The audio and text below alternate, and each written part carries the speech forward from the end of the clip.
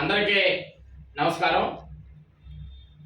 ఈరోజు బాపట్ల జిల్లా బాపట్లలో సంచార జాతుల సంఘం రాష్ట్ర ప్రధాన కార్యదర్శి అయినటువంటి తమ్ముడు సల్లా రామయ్య గారు ఏర్పాటు చేసినటువంటి ఈ సంచార జాతుల సమావేశానికి విచ్చేసినటువంటి మీ అందరికీ హృదయపూర్వకంగా అభినందనలు తెలియజేస్తా ఉన్నా, ధన్యవాదాలు తెలియజేస్తా ఉన్నా। మనం చూసాం గత అనేక సంవత్సరాల పోరాట ఫలితంగా అనేక హక్కులు కానీ అనేక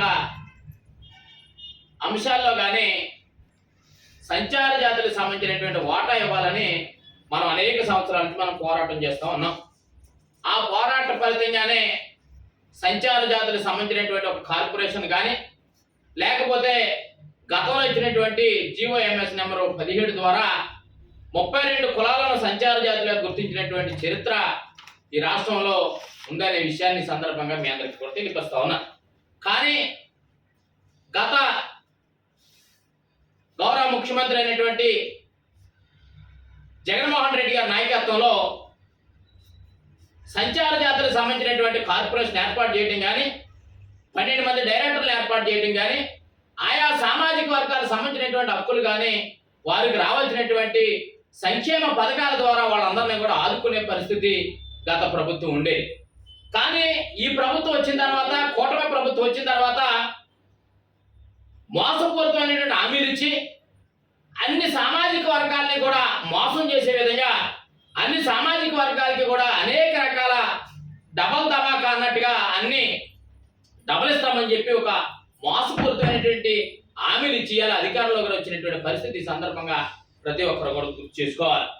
ఇలా బీసీ కార్పొరేషన్ ద్వారా రుణాలు మంజూరు చేస్తున్నామని చెప్పి ఇలా రాష్ట్ర ప్రభుత్వం ఒక కార్యాచరణకి శ్రీకారం చుట్టింది। కానీ ఒక అంశాన్ని మీరు అందరూ కూడా గమనించాలి। మేము డేటా తీసుకున్నట్లయితే కనుక ప్రతి మండలానికి వచ్చి 25 నుంచి 30 మందికి మాత్రమే లోన్లు ఇవ్వాలి అని చెప్పి, బీసీ కార్పొరేషన్ సంబంధించినటువంటి లోన్లు ఇవ్వాలని చెప్పి ఒక రకమైనటువంటి జీవో విడుదల చేయడం జరిగింది। కానీ ఈరోజు సంచార జాతులు అనేటువంటి మోస్ట్ బ్యాక్వర్డ్ క్లాసెస్ అనేటువంటి వారికి ఒక్కో లోన్ పెట్టుకోవడానికి కూడా అర్హత లేదనే విషయాన్ని సందర్భంగా మీ అందరికీ కూడా తెలియపరుస్తాను। కారణం ఏంటంటే ఇలా లోన్ ఇవ్వాలి అంటే కనుక తెలుగుదేశం పార్టీ లేదా కూటమికి సంబంధించినటువంటి ఎమ్మెల్యే గారు కానీ లేదా పార్టీ మండల ప్రెసిడెంట్ గారు కానీ లేదనుకుంటే కనుక ఆయా ప్రాంతాల్లో ఉన్నటువంటి జన్మభూమి కమిటీ వారు చెబితేనే తప్ప ఎంఆర్ఓ గారు కానీ ఎంపీడీఓ గారు కానీ సంతకం చెప్పెట్టే పరిస్థితి కూడా లేదు। అది ఏర్పడైంది అనే సందర్భాన్ని ఈ సందర్భంగా మీ అందరికీ కూడా తెలియపరుస్తా ఉన్నా। కానీ అనేక మంది కూటమి పార్టీలో ఉన్నటువంటి బీసీ లీడర్లు కానీ కూటమి పార్టీలో ఉన్నటువంటి కూటమి నాయకులు కానీ గతంలో అనేక మాటలే మాట్లాడటం జరిగింది। సంచార జాతుల కార్పొరేషన్ ఏర్పాటు చేశారు, బీసీ కార్పొరేషన్ ఏర్పాటు చేశారు, కానీ బీసీ కార్పొరేషన్ ద్వారా రుణాలు అనేది ఇవ్వలేదు అని చెప్పినటువంటి పరిస్థితి గతంలో కనిపించింది।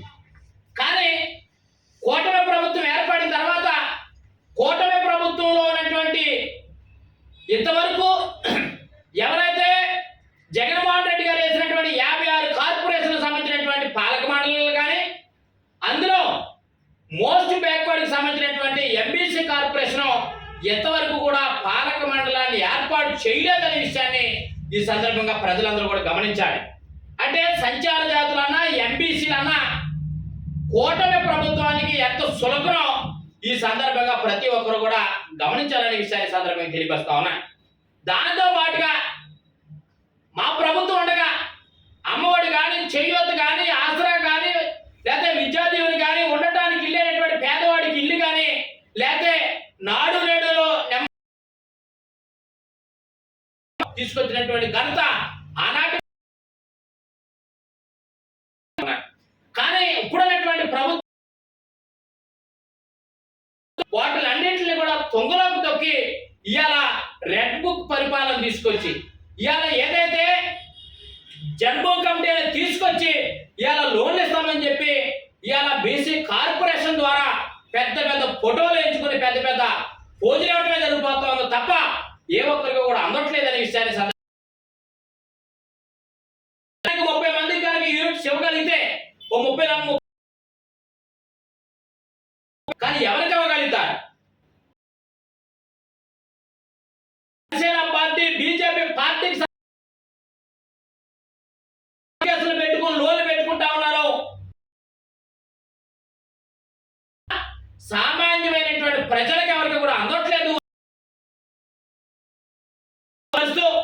ఇంకొక విషయాన్ని తెలియపరచాలని కూటమి ప్రభుత్వానికి ఒక అంశాన్ని పెట్టింది. మేము అధికారంలోకి వస్తే కనుక 5% రిజర్వేషన్ ఇస్తానని, మేము కనుక వస్తే చేస్తానని, అలాగే దేవాలయ పాలక మండలాల్లో ఎస్సీ ఎస్టీల వలె కోఆప్షన్ మెంబర్లుగా కూడా కూటమి ప్రభుత్వం చెప్పినటువంటి పరిస్థితిని, కూటమి ప్రభుత్వానికి చిత్తశుద్ధి ఉంటే, కూటమి ప్రభుత్వానికి సమాజంలో కనుక మీరు ఇచ్చినటువంటి హామీని నెరవేర్చమని చెప్పి మేము డిమాండ్ చేస్తా ఉన్నాం. మీరు ఇచ్చిన దిశగా మీరు ఇలా అసెంబ్లీలో మీరు ప్రస్తావన తీసుకొచ్చి ఇలా స్థానిక సంస్థలు ఇస్తానన్నారు. దాని మీద మీరు తక్షణమే కార్యాచరణ. మేము ఇక్కడ బాపట్లలో మొదలుపెట్టినటువంటి అమలు చేయమని చెప్పి అన్ని జిల్లాల్లో అన్ని ప్రాంతాల్లో ఉండబడే సత్యార్